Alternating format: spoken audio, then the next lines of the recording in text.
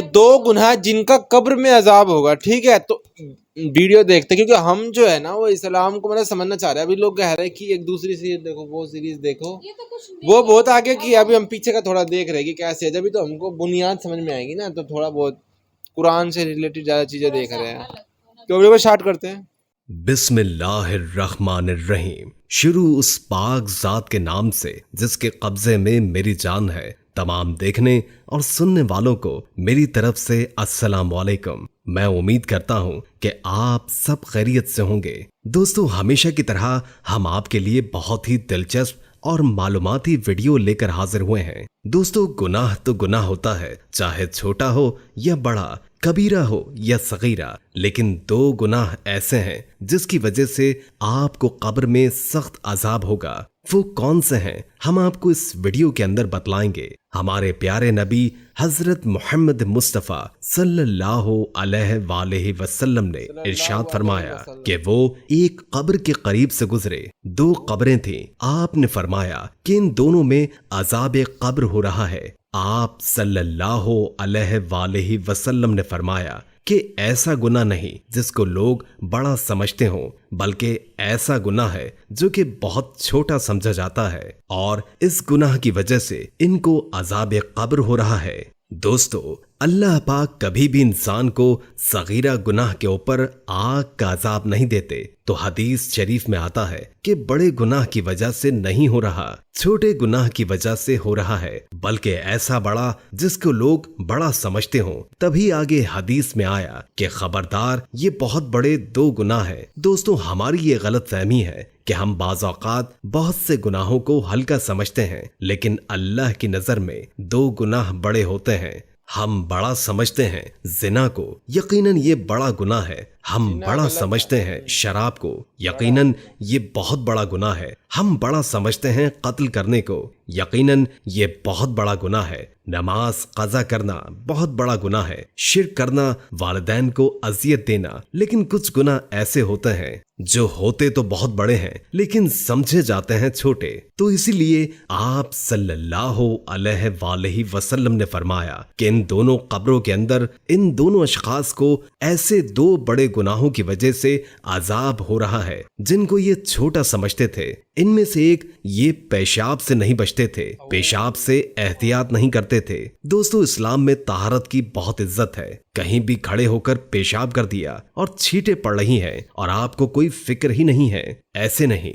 रसूल पाक सल्लल्लाहु अलैहि वसल्लम ने इरशाद फरमाया कि इनको, यानी एक शख्स को अजाब क्यों हो रहा है, यानी पेशाब से बेएहतियाती की वजह से। दोस्तों, इस्लाम हमारे अंदर की सफाई भी और बाहर की सफाई पर भी बहुत जोर देता है। लेकिन एक बात खूब याद रखें, आप तहारत के मामले में कहीं वहमी ना हो जाएं, शक में ना पड़ जाएं। वॉशरूम के अंदर इतना थोड़ा सा ख्याल करें कि आपको छींटे ना पड़े, इतना ज्यादा नहीं कि आप वॉशरूम से निकल रहे हो और सोचें कि कहीं आपको छींटे तो नहीं पड़ गई। हजरत ज़ैनुल आबिदीन का नाम आप लोगों ने सुना होगा। वो बहुत बड़े बुजुर्ग गुजरे हैं। वो क्या करते थे कि इमाम ज़ैनुल आबिदीन, जिनको कहा जाता है हजरत हुसैन, जब करबला में शहीद हुए तो उनकी नगीन औलाद में सिर्फ वही बचे थे। तो वो क्या किया करते थे एहतियात की वजह से कि जब उन्होंने पेशाब के बारे में हदीसें सुनी तो एक बोतल रखते थे और जब भी पेशाब किया करते उस बोतल के अंदर किया करते ताकि पेशाब की छींटे न पड़े। और फिर लोगों ने उनको मना किया और फिर उन्होंने खुद यही अमल छोड़ दिया। दोस्तों, बस इतनी एहतियात काफी है कि वॉशरूम में बस ऐसा ना हो कि आप लोग वहम में पड़ जाएं। एहतियात करें कि बिल्कुल खड़े होकर पेशाब करना ये बिल्कुल गलत है। मेरे दोस्तों, जो लोग ऐसे करते हैं उन लोगों को रोका गया है इस अमल से कि बहुत बारीक बारीक छींटे अगर आपको पड़ जाएं तो उलमा कहते हैं कि वो आपको माफ है, क्योंकि उनसे बचना मुमकिन नहीं है। दूसरी कब्र में जो शख्स दफन था उसके बारे में हुजूर मोहम्मद सल्लल्लाहु अलैहि वसल्लम ने फरमाया कि ये शख्स चुगली किया करता था। इधर की बात को उधर कह देना और उधर की बात को इधर कह देना, इस पर उसे अजाब कब्र हो रहा रहा है। इससे पता चलता है कि जब लोग चुगलियां करते हैं तो ये सगीरा गुनाह के मुर्तकिब नहीं। हमारे यहाँ जिना को तो बुरा समझा जाता है, शराबी को तो बुरा समझा जाता है, लेकिन चुगलखोर को कुछ भी नहीं समझा जाता। ये चुगलखोर ऐसी लड़ाइयां करवाता है कि आपस में मोहब्बतों को नफरत में तब्दील कर देता है। वर्कर्स को अपने बॉस से लड़वा देगा,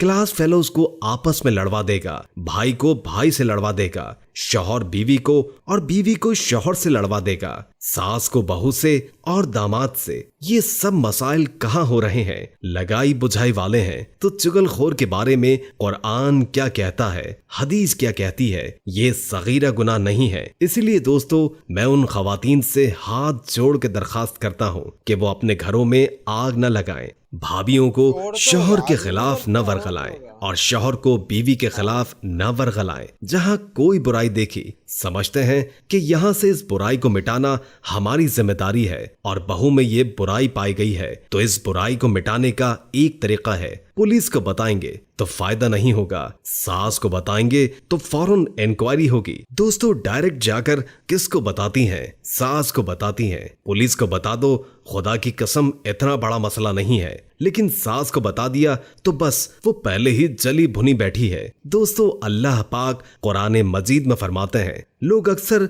जब सरगोशी करते हैं, चुपके से बात करते हैं, तो इसमें अक्सर खैर नहीं होती।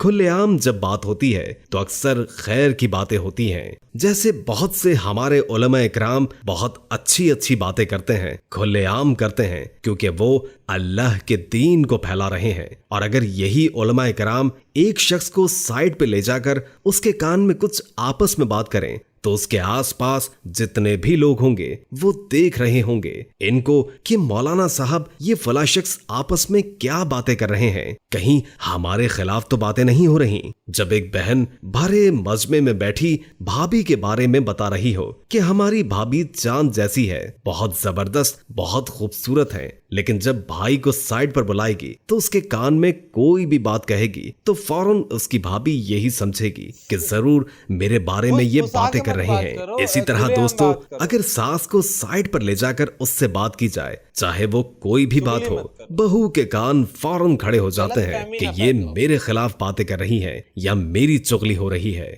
मेरे भाइयों दोस्तों, ये बीमारी सिर्फ औरतों में ही नहीं है, बल्कि आजकल के जो मर्द हैं उनके अंदर भी पाई जाती है। बहुत से मर्द ऐसे हैं जो ऑफिस के अंदर भी एक दूसरे की चुगलियां किया करते हैं। दोस्तों, ऐसा अमूमन होता है कि जब एक बॉस जो कि एक मालिक एक साइड पर बैठा हुआ है और 3 से 4 मुलाजिम आपस में बातें कर रहे हों, तो यकीनन उस मालिक के जहन में यही आता है कि ये जो लोग हैं ये मेरे बारे में बातें कर रहे हैं या मेरी बुराई कर रहे हैं। हजरत अबू साद और हजरत जाबर बिन अब्दुल्लाह रज़ी अल्लाह ताला अन्हु रिवायत करते हैं कि रसूल अल्लाह सल्लल्लाहु अलैहि वसल्लम ने इरशाद फरमाया कि गीबत करना जिना से ज्यादा बुरा है। सहाबा कराम ने अर्ज किया, या रसूल अल्लाह, गीबत करना जिना से ज्यादा बुरा कैसे है? रसूल अल्लाह सल्लल्लाहु अलैहि वसल्लम ने इरशाद फरमाया, आदमी अगर जिना कर लेता है फिर तौबा कर लेता है, अल्लाह ताला उसकी तौबा को कबूल फरमा लेते हैं, मगर गीबत करने वाले को जब तक वो शख्स मुआफ न कर दे जिसकी उसने गीबत की है, उस वक्त तक अल्लाह की तरफ से उसे मुआफ नहीं किया जाता। दोस्तों, ऐसी बहुत सी अहदीस पाई जाती हैं जो इससे मुतालिक है, तो हमें बचना चाहिए चुगलखोरी से और खड़े होकर पेशाब करने से। मेरी अल्लाह से दुआ है कि अल्लाह पाक मुझे और आप सबको जो हमने कहा और सुना है उस पर अमल करने की तौफीक अता फरमाए। आमीन या रब्बुल आलमीन। दोस्तों, अगर आपको हमारी ये कोशिश और मेहनत पसंद आई हो तो प्लीज हमारी वीडियो को लाइक कर दें और हमारे चैनल को सब्सक्राइब कर दें। और अगर आप जो बताया अच्छा बताया, रियली है, जो इन्होंने नहीं बताया, ये सारी बातें कुरान में लिखी हुई है। जो है जो भी मुसलमान लोग बातें करते हैं वो अपनी नहीं करते या अपने विचार नहीं करते, वो सब कुरान में लिखा होता है। तो मतलब कितनी बारीकी से सारी चीजें मतलब कुरान में लिखी हुई है कि पेशाब करना, क्योंकि छींटे हमारे ऊपर वापस उड़ेगी, ठीक है, तो खड़े होकर नहीं करना चाहिए ना, बैठ के मतलब पेशाब करना चाहिए, चाहे कितनी भी जल्दी हो, चाहे कुछ हो, जैसे हमको दिखता है रोडों पे ऐसे कोने में खड़े होकर कर रहे होते हैं, ठीक है, कुछ है बैठ के करना चाहिए ताकि हमारे ऊपर ना आए। वापस छीटे, ठीक है। तो ये तो थोड़ा बहुत हमको पता था पेशाब का, लेकिन चुगली का नहीं पता था, है ना, कि चुगली हराम है इस्लाम में। कि चुगली तो बहुत बड़ा, जीना से भी बड़ा है चुगली और खड़े होकर पेशाब करना।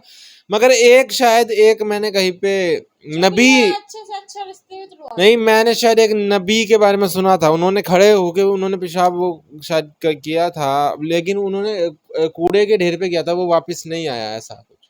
मतलब बस ये है कि बैक ना आए, खड़े होके कर सकते हैं, बैक ना आए, इससे एहतियात के तौर पे कि बैठ के ही कर लो, क्यों रिस्क लेना।